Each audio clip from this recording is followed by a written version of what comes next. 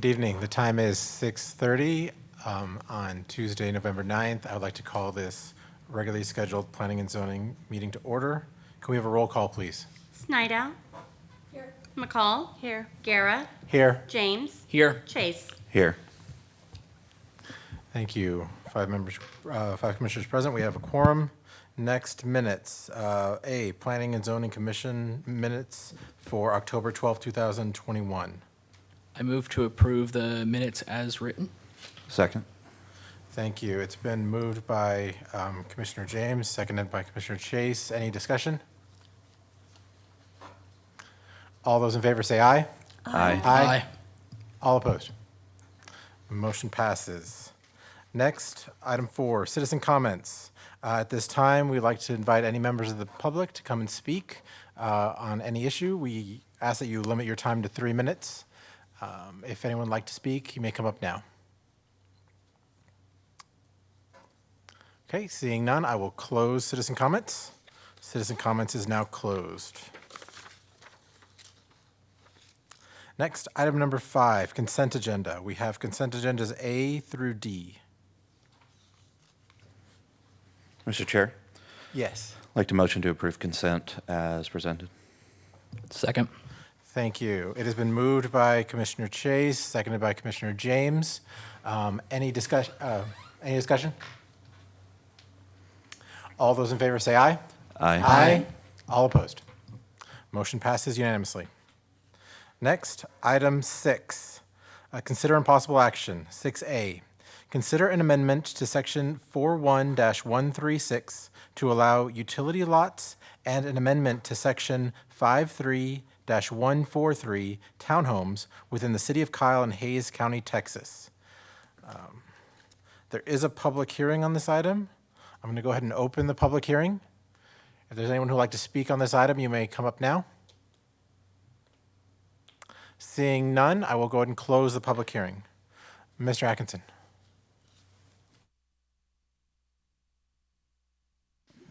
Okay, so these are the two amendments that we initially discussed about a month or two ago to bring forward. We got them through the public hearing, or into the notice in the newspaper and everything, and now they're here before you to actually vote on them. Just as a recap, the section 41-136, creating subsection G, utility lots.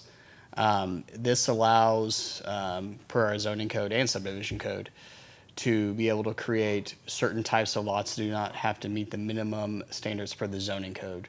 For example, in the R13 zoning district, the minimum lot size is 50 feet wide and 5,540 square feet. And that would mean a landscape lot would have to be the same thing. A utility lot, like for water or wastewater, would have to be the same size, and it doesn't need to be. Those smaller type uses that can be on the periphery, or they can be smaller, like at the entrance of a subdivision where you put maybe like a sign, or if you're looping water lines to be able to flush those lines, as Public Works loves to do, but they don't want people in their land, in their easement to do so. And usually landowners don't want extra easements on their property either, where there's utilities in them, just due to maintenance reasons. So that's that section. We're finally moving forward with it, and Public Works is a proponent of it as well.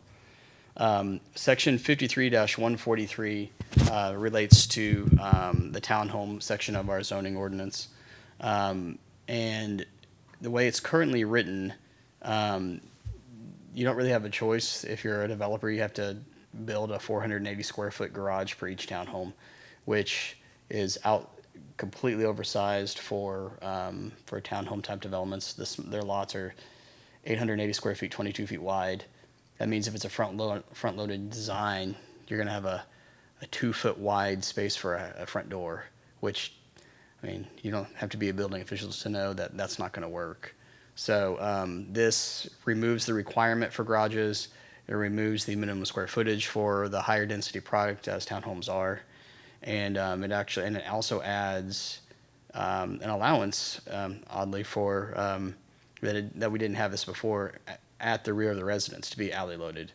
It's always been staff's preference that they do alley loaded, but it actually, if you read how it's actually worded, it didn't actually give it an allowance before this point.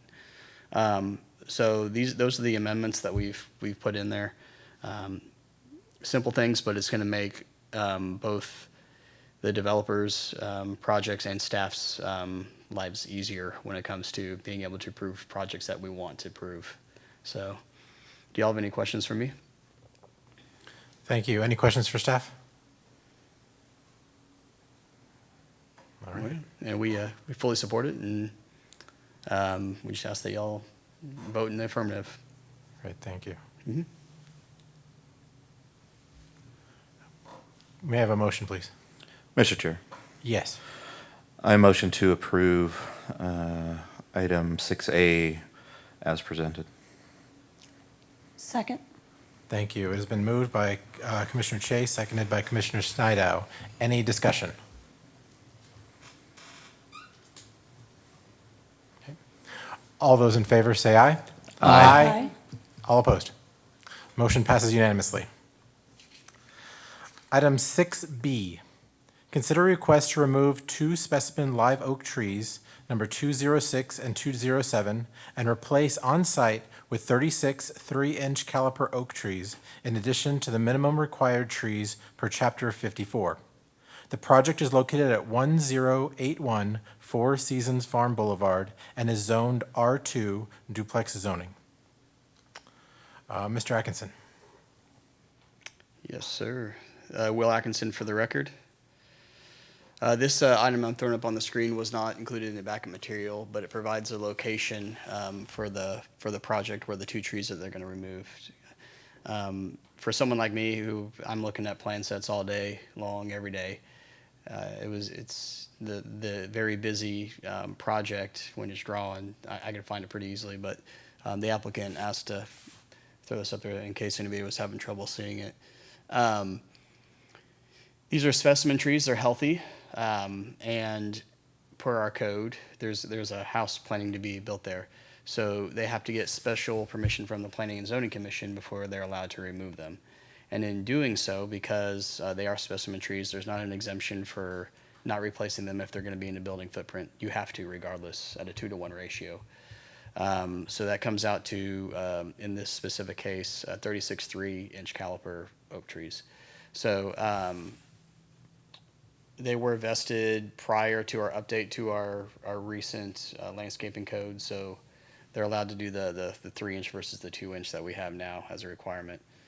Let me pull up the site plan real quick so y'all can see it as well.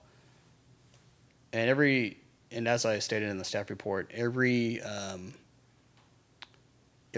tree with the letter R in it is one of the replacement trees. So they have 150 trees they already had to plant, and then they had to do 36 extra, and they're all able to fit them on site. Staff's reviewed this; it's compliant, and we don't have any issues with it. And we ask that y'all approve the allowance to remove those 2 trees. Any questions? Thank you. Any questions for staff? Mr. Chair. I have a question on, Yes, Commissioner Snyder. it's a lot of trees, and we're going for density, so I know these lots are not huge. So how far away from a structure will these trees be planted? They need to be planted 20 feet away from a structure for that type of tree, and I'm a little concerned whether they're all going to fit and with the structures and how that's going to work 20, 30 years from now is more my concern. I'm sure they'll look great next year.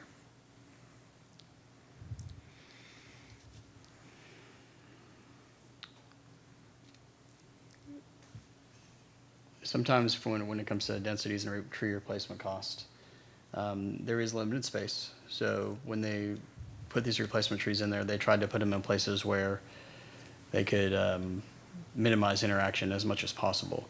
Now, there might be a situation where they can, and I'm not the civil engineer, so you can correct me.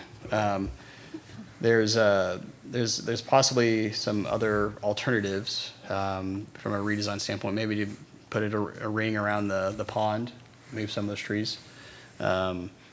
and maybe we can take a look at it a little bit more carefully if that's a concern for y'all. And that could be something that you could state, you could conditionally approve it as well if you would like to say, hey, it's fine to remove these, but make sure there's alternatives for staff to take care of. or to And are they consider. required to replace them with oak trees? Could they do ornamental trees, something that's not going to have as substantial a footprint? I mean, I'm not objecting to it. I understand you're trying to do the right thing and doing what you need to do. I just think it's going to be hard on infrastructure and foundations down the road. Let me take a look to answer that specific question.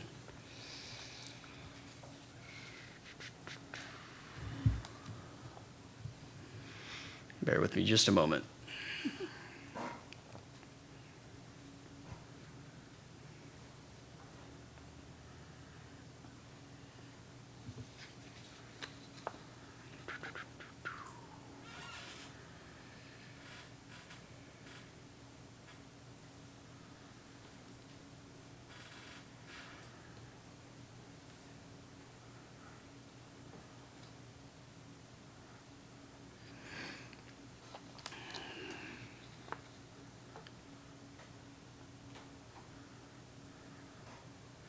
So if they were donating to the tree fund, whether it be from a monetary standpoint or they were donating trees to a public facility, if they couldn't fit all the trees on site, then they would have to break it up into almost thirds, from no more than 35% of the trees have to be that species, can be one species. But that's only as it relates to the replacement fund. So if they don't have to diversify, but they can if it's on site. It's up to them in terms of that. Oaks need a big footprint, really big footprint. 85 feet high and 40 feet wide. I hear you.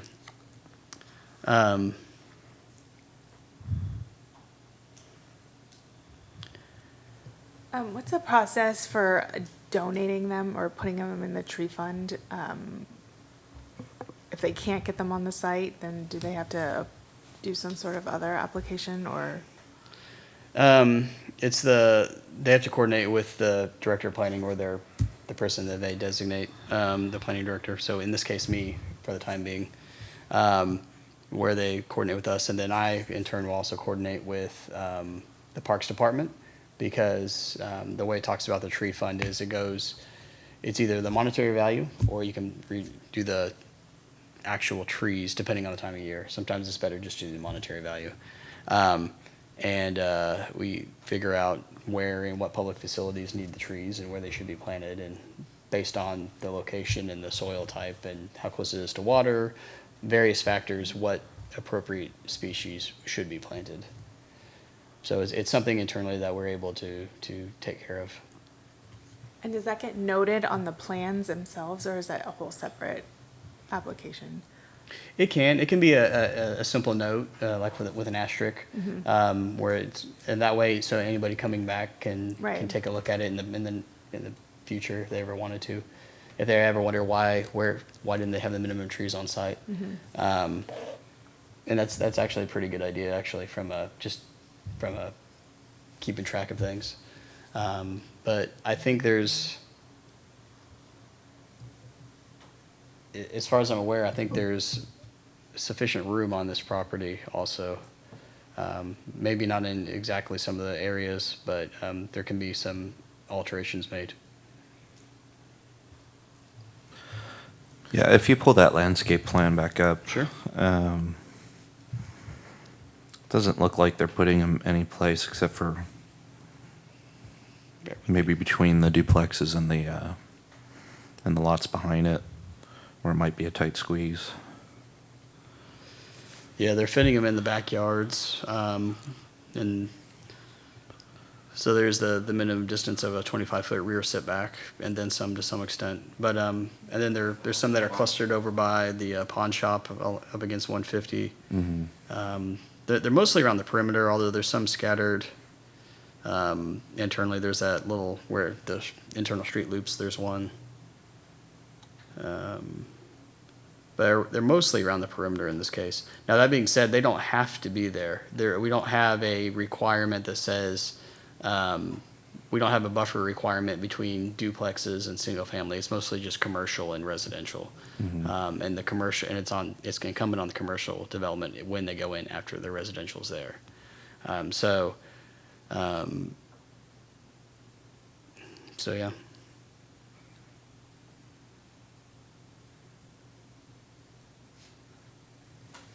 Thank you. Any other questions for staff? Okay, so Will, it seems that we have two different issues here. One, if it's okay to remove the trees, and two, the plan that we have in front of us now for replacing those. Yes. So, if someone did wish to make a motion to be able to approve the removal of the trees, but they may have an issue with this exact plan. I'm sorry, you were alluding to it earlier. What did you recommend as far as a motion or how we can let this be addressed at a later time as far as where the trees will be planted? Sure. You could, if you want to, you can make a motion that says you can remove the trees, but coordinate with staff on amending the layout from a landscape perspective to, and maybe not all the trees, but some of the trees where if y'all feel they're a little bit too close to some of the foundations or infrastructure or whatever, something to that effect. Okay, thank you. Mr. Chair, I'd like to make a motion. Yes, Ms. Snyder.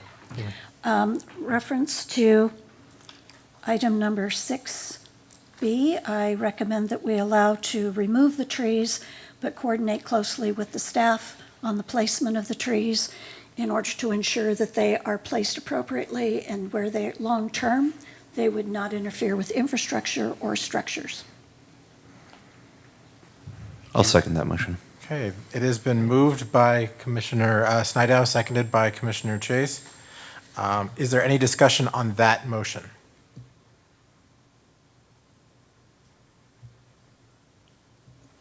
All in favor, say aye. Aye. Aye. All opposed? Motion passes unanimously. Okay, thank you.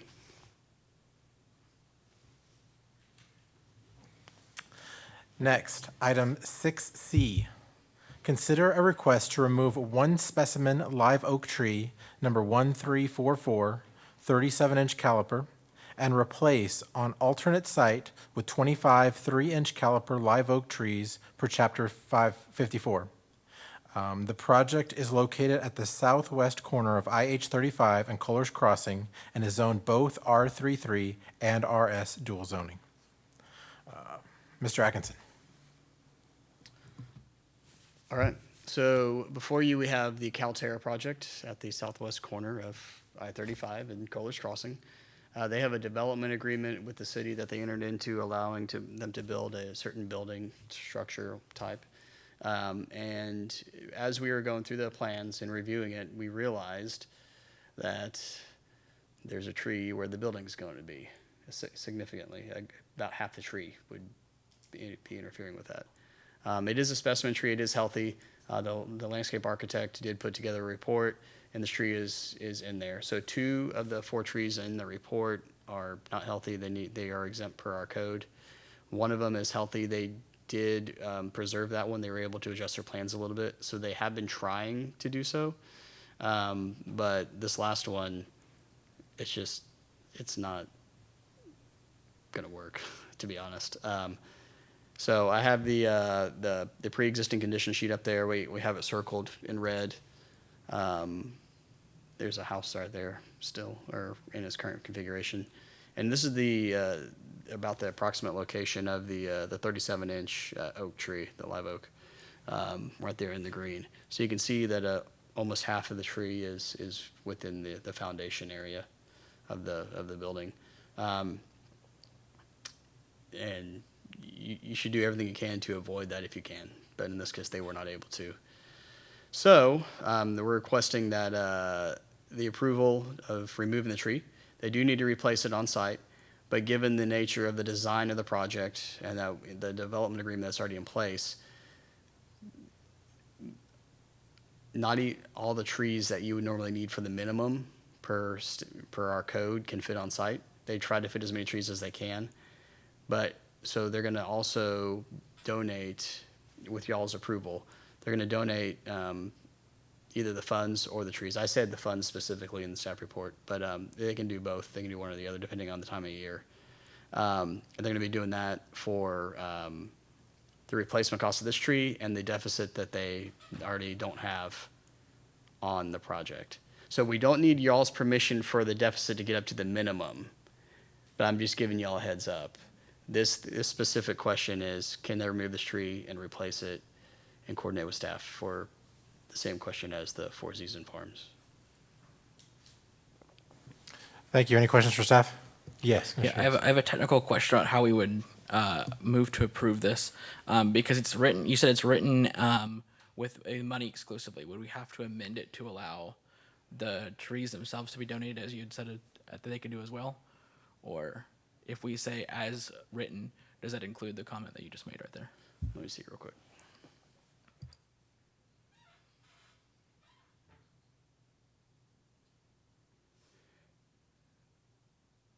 No, I mean, you can just say that if you choose to vote in the affirmative to approve this, you could say that to coordinate with staff to either whatever is most appropriate, donating the fees or donating the trees in lieu of fees.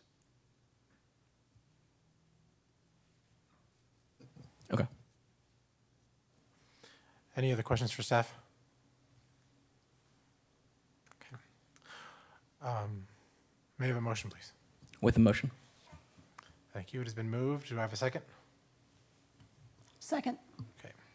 It has been moved by Commissioner James, seconded by Commissioner Snydow. Any discussion on the motion? All those in favor say aye. Aye. Aye. All opposed. Motion passes 4-0.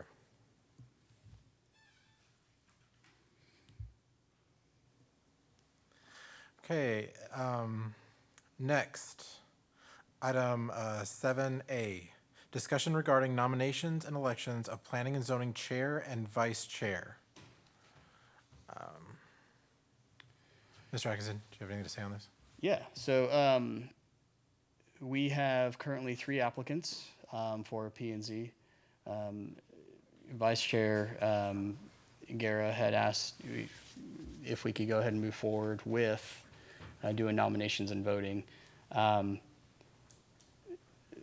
It's in my opinion that we need to wait till we get them interviewed, but also we wanted to give y'all the opportunity to decide in the end what y'all want to do. Y'all can decide whether you want to go ahead and move forward with on nominations and voting at the next available meeting, or if y'all want to wait until we get the interviews done for the P&Z commissioners. So, and y'all can have the discussion. And we'll follow whatever y'all decide, so. Absolutely, yes. I just wanted to say, it was a bit unclear as to when we are going to have these seats filled. And in the meantime, I personally had the desire to have both a chair and a vice chair in case anything does happen and the acting chair cannot be here. But if you all would prefer to wait until those seats are done, that's fine. We just want to have a discussion as to what the commission's feel was. Are they going to be filled, you know, the holidays are coming up and everything, so do you think it'll be like January or? I'm hoping we can get it done before that. Okay. Like I said, we have 3 applicants. I was actually about to try to pull the trigger and then found out we had a 3rd one that applied.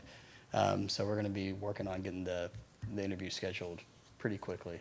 Now that is pretty quickly for government, but before the end of the year is my hope. So.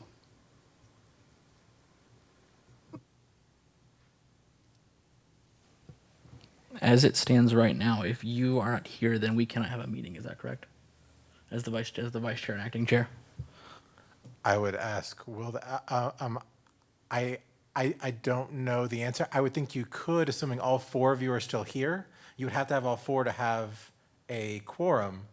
How that meeting is led, I don't have the answer to that. I believe this happened one time, and the person with the more seniority was the one that Megan, Commissioner McCall, I guess, would lead the meeting, from what I understand. Then I would say I'm in favor of like just going ahead and waiting. As long as there is a way to have a meeting just in case any of that kind of thing happens, then I'm fine. But I would rather have the process happen as fully as possible. It would just be waiting, so then there's 3 more people to vote? Or So we however need- many, are there gonna be 2 2. more? Oh, 2 more people to vote. Yeah, it's Okay. it's just a question of if you want to go ahead and do your nominations and then they come in and then y'all are just fully staffed and you can keep going along, doing your votes, making consideration of applications and what have you on the agenda, or if y'all want to wait and so everybody has a chance to vote to see who wants to be nominated. So it's up to y'all. Whatever y'all feel is appropriate. So. Those people could also be nominated, and they could also, if that's what the commission wished.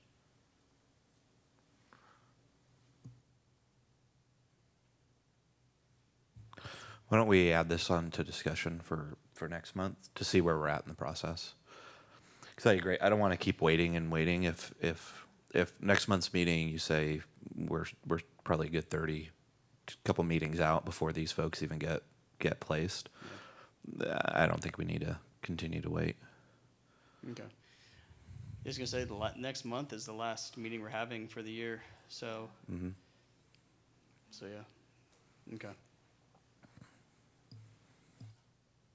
Okay, we all good? Remove. Okay, thank you.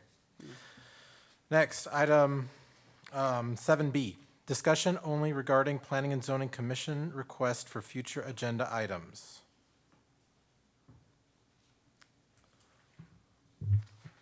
Yes, Commissioner Snyder. Excuse me. I'm sorry. I attended the planning conference virtually, and I so appreciated that opportunity. And one of the things in one of the presentations, I was watching a presentation that Austin did, and I'd like to talk about that down the road in our subdivision criteria, because they're doing my favorite thing, traffic calming. And they're doing more of those textured pedestrian crossings. They're not making those an anomaly, they're making them a standard.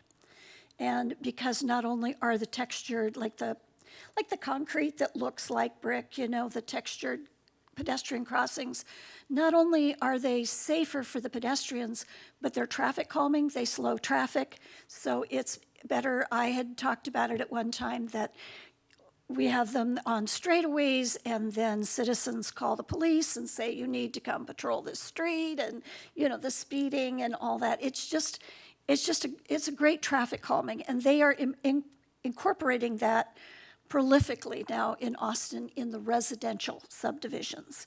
They're also talking about decreasing the speed limit in residential subdivisions.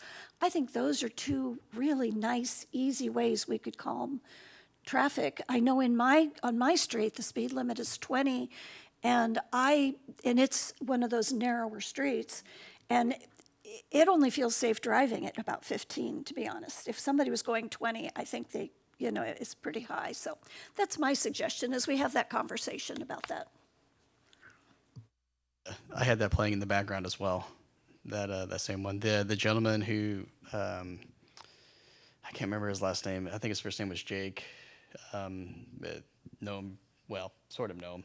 They've been by a few times working on different projects. They're a civil engineering firm, so it was pretty neat to see him out there talking about it. But yeah, I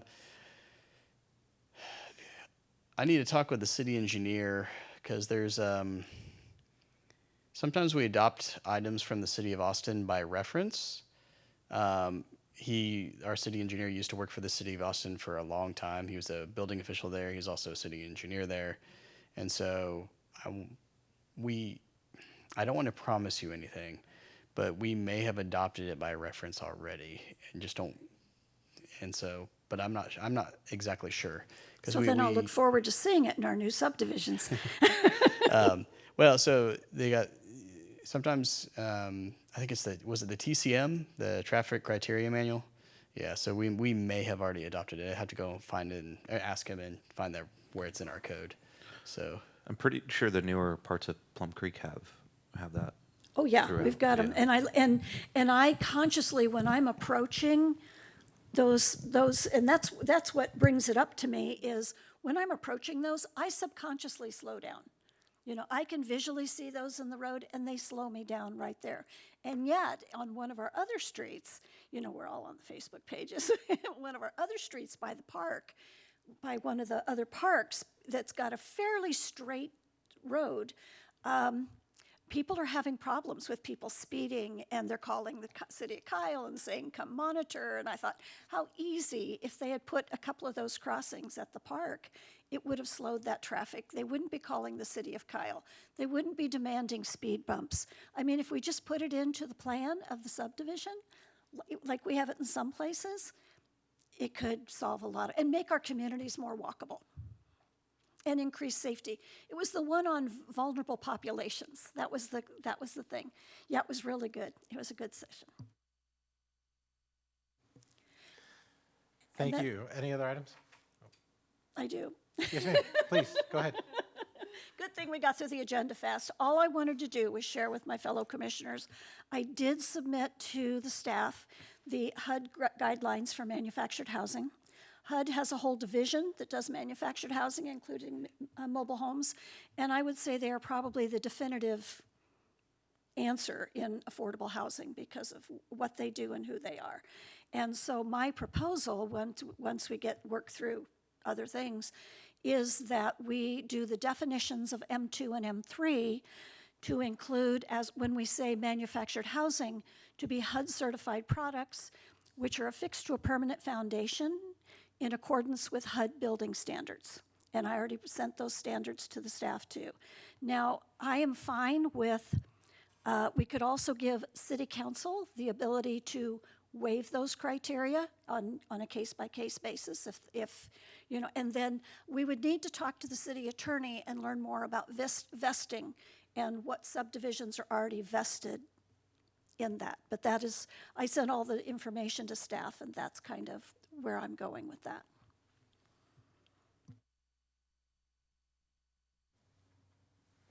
Thank you. Any other items? Okay. Item number 8, staff report. Staff report by William Atkinson, City Planner. I'll be honest, I don't have a lot. I guess I also attended APA virtually. I hope everybody's all right. It was a little slim from the virtual standpoint, but also the pandemic is hopefully, fingers crossed, winding down, so that's probably why. But it was good. Listened to a handful of sessions and what have you. So it was, and I was able to get work done too at the same time. So that was good, right?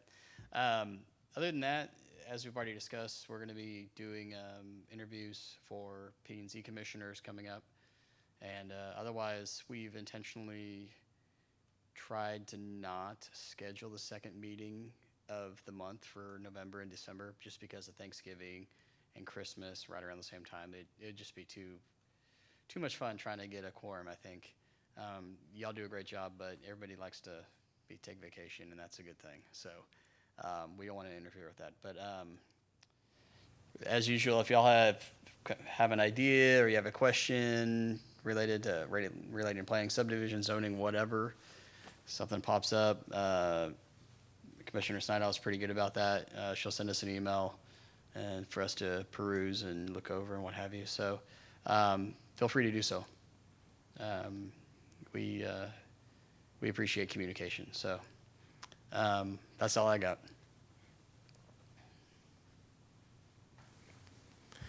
Thank you. Item number 9, adjournment. May I have a motion, please? Mr. Chair, Yes. make a motion to adjourn. Second. Thank you. It has been motioned and seconded. Any discussion? All those in favor say aye. Aye. All opposed? Aye. We are adjourned.